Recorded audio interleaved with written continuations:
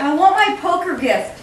No. On Christmas Eve many years ago, I lay quietly in my bed. I did not rustle the sheets. I breathed slowly and silently. I was listening for a sound a friend had told me I'd never hear, the ringing bells of Santa's sleigh. There is no Santa, my friend had insisted, but I knew he was wrong. Late that night I did hear the sounds, though not of ringing bells. From outside came the sounds of hissing steam and squeaking metal. I looked through my window and saw a train standing perfectly still in front of my house. It was wrapped in an apron of steam. Snowflakes fell lightly around it. A conductor stood at the open door of one of the cars. He took a large pocket watch from his vest, then looked up at my window. I put on my slippers and robe. I tiptoed downstairs and out the door. "All aboard!" the conductor cried out. I ran up to him. "Well," he said, "are you coming?" "Where?" I asked. "Why, to the North Pole, of course," was his answer. "This is the Polar Express." I took his outstretched hand and he pulled me aboard. The train was Should we be showing the pictures? Oh, yeah. Oh, yeah. Good. Perfect. Just like you, baby, when you did it. The train was filled with other children, all in their pajamas and nightgowns. We sang Christmas carols and ate candies with nougat centers as white as snow. We drank hot cocoa as thick and rich as melted chocolate bars. Outside, the lights of towns and villages flickered in the distance as the Polar Express raced northward.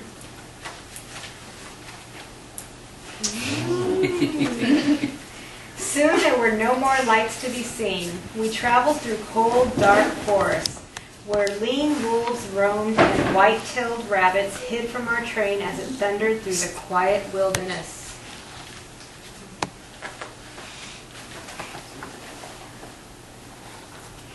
We climbed mountains so high it seemed as if we would scrape the moon, but the Polar Express never slowed down. Faster and faster we ran along, rolling over peaks and through valleys like a car on a roller coaster. The mountains turned into hills, the hills to snow-covered plains. We crossed a barren desert of ice, the great polar ice cap. Lights appeared in the distance. They looked like the lights of a strange ocean liner sailing on a frozen sea. "There," said the conductor, "is the North Pole."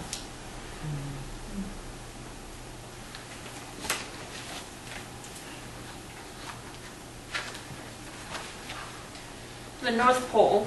It was a huge city standing alone at the top of the world, filled with factories where every Christmas toy was made. At first we saw no elves. They are gathered in the center of the city, the conductor told us. That is where Santa will give the first gift of Christmas. Who receives the first gift, we all asked. The conductor answered, "He will choose one of you."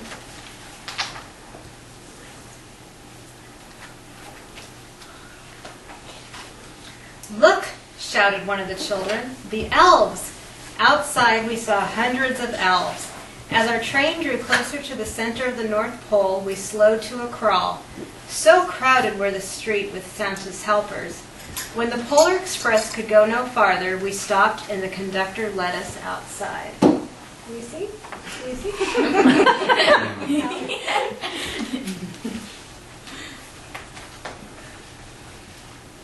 We pressed through the crowd to the edge of a large open circle. In front of us stood Santa's sleigh.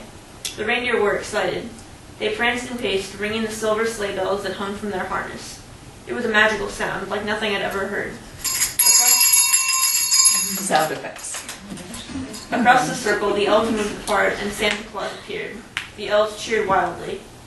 He marched over to us, and pointing to me, said, "Let's have this fellow here."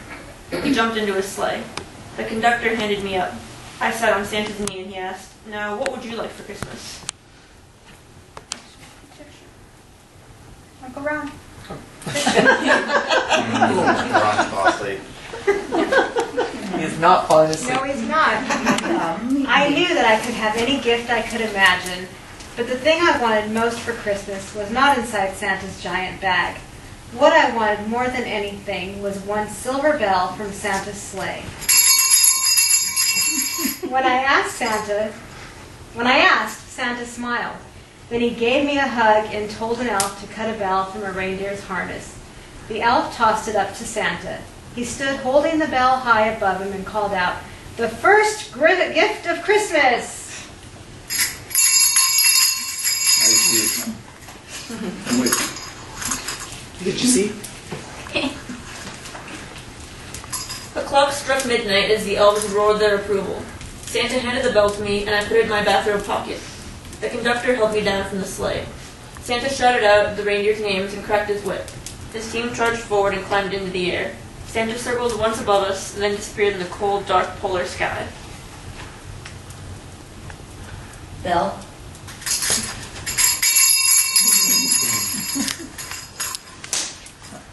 As soon as we were back inside the Polar Express, the other children asked to see the bell. I reached into my pocket, but the only thing I felt was a hole. I had lost the silver bell from Santa's sleigh. "Let's hurry outside and look for it," one of the children said. But the train gave a sudden lurch and started moving. We were on our way home. Sad.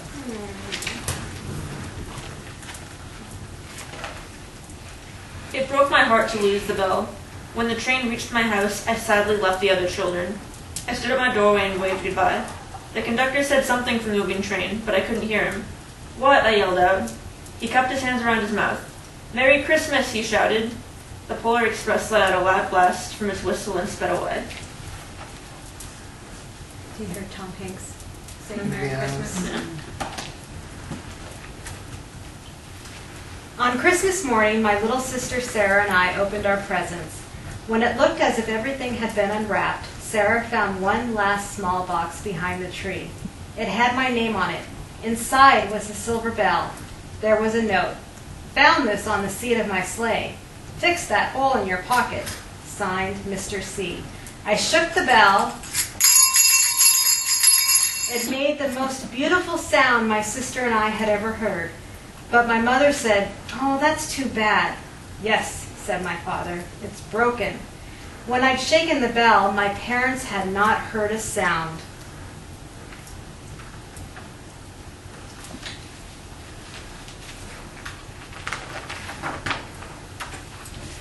At one time, most of my friends could hear the bell, but as the years passed, it fell silent for all of them.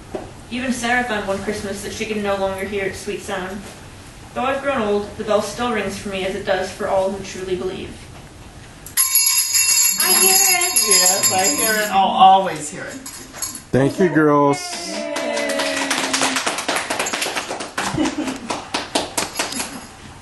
Okay, Uncle Ron.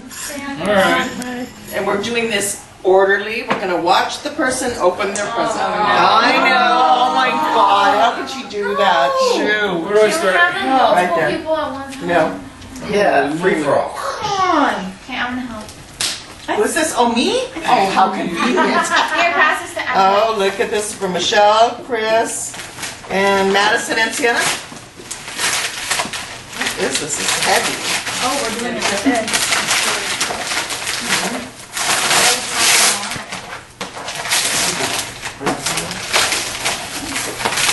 Having trouble reading? Okay, I need help. Oh, it's fun. Oh, look at just what I wanted. A jewelry box for all my earrings. Isn't that so cute? Is very cute. Yes, I have it. Let me see it. You know how hard it was to find a jewelry box for just earrings? Me That too. So is it's so so very cute. They're little drawers. Yeah, isn't that so cute? Okay, this is Grandpa.